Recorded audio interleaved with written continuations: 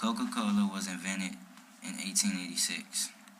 The now largest soda company in the world was originally created by a pharmacist named John Pemberton. Pemberton claimed that this drink helped relieve health pains or issues.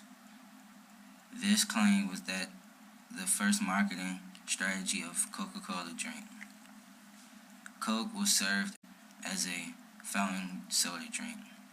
Coca-Cola was sold as a syrup to the pharmacies, and they mixed it with carbonated water to create soda. In the beginning of its business, Coca-Cola was advertised just in the newspapers. The pharmacies had to place their own advertisements to attract customers. The Coca-Cola Company was creating ads that targeted pharmacies, encouraging them to sell their beverage. Because Coca-Cola was only sold in syrup form, the drink had to be created at the pharmacy only. So Coke only advertised to the pharmacies so that they could increase their sales. The more pharmacies that Coca-Cola was able to sell to, the more people would know about and recognize the soda, which would increase their overall sales. In 1894, Coca-Cola started to bottle their drink, which changed the way they made and sold the product. In the very beginning, we had like a straight wall, and then the briefing was given, why don't we make a bottle that is differentiated, that is different from the others? And actually, literally, the brief said, even if the glass falls and the bottle falls on the floor, you would still recognize it. And so what happened is, based on the design of the cola nut, they made this bottle. It was the very first one, contour shape. But then the Coca-Cola Company got into a contract with two lawyers to sell the syrup at a low fixed price.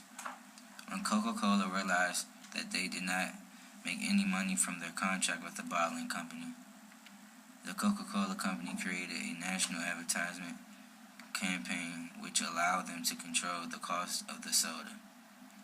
They put signs around the country advertising Coke for 5 cents, which would prevent the bottling company from raising the price of Coca-Cola. Every bottle of Coke will cost 5 cents. Every glass of fountain soda will cost 5 cents. Every billboard said that Coke was 5 cents.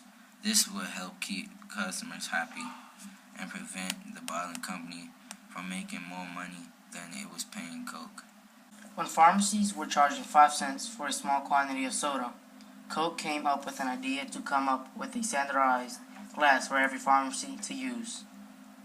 Coke found out that the amount of Coca-Cola syrup that was used in a fountain soda varied from pharmacy to pharmacy. In order to save money, some pharmacies would give less syrup in the drink. With the standardized glass, there was a line that told the consumers and pharmacies how much syrup they needed to fill.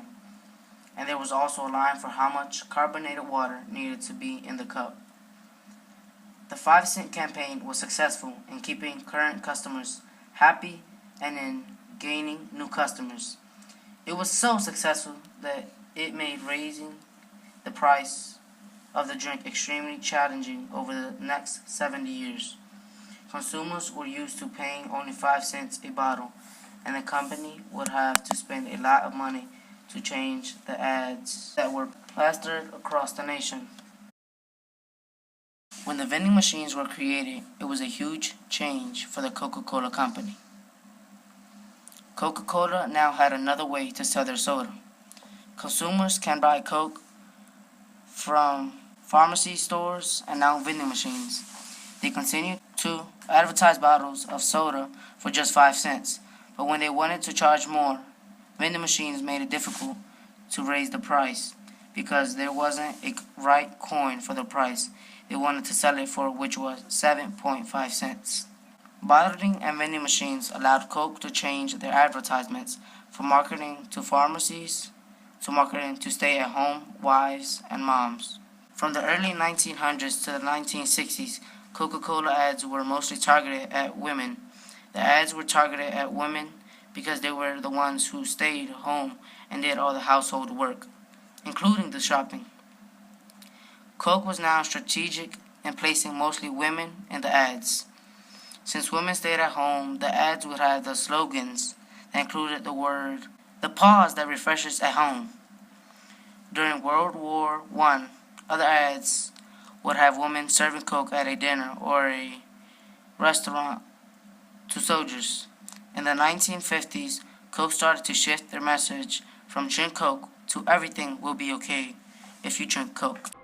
Only Coca-Cola gives you that refreshing new feeling. That feeling, refreshing new feeling. Only Coca-Cola gives you that refreshing new feeling. Get that feeling with the Coke. You get zing. That puts a lot more zing in living.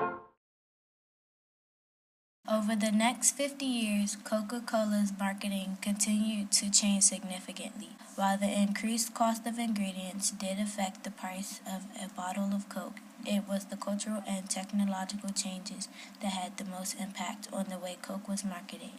In the early 1900s, Coca-Cola had advertised using ads and posters. The advertising began to include commercials as marketing tools because the world had changed. With the invention of television, people spent more time in their homes watching television.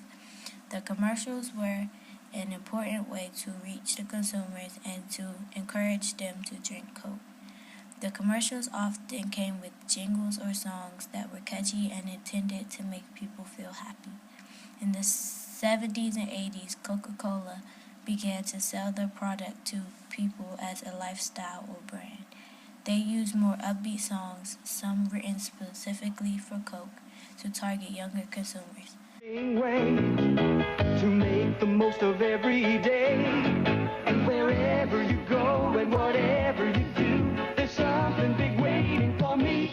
Additionally, Coke also began to court celebrities to endorse their drinks. Some of their famous endorsements came from Michael Jordan, Ryan Seacrest, and the cast of one of the most popular TV shows of all time, Friends. More recent celebrities endorsed are Taylor Swift and James Franco. The use of celebrities was also targeted at a younger population. Fans of celebrities will drink what their idols drink. The progress made in technology has also impacted how Coke marketed to consumers. Coke ads can now be found on websites. The company has built its own webpage where consumers can browse and learn about its history and products. Coke has also developed different versions of its original drink, catering to the diverse needs of its consumers. The growth of technology has also enabled the globalization of Coke. Coke is now found everywhere around the world. There are Coca-Cola production factories on just about every continent in each country, depending on where you live. The advertisements also look very different from country to country. The marketing of Coke has changed a lot over the years, and the company is still changing today to keep up with the culture of its consumers. Coke's marketing campaigns seemed very simple, but the world loved it, making Coca-Cola not only the top-selling soft drink in America, but in the world.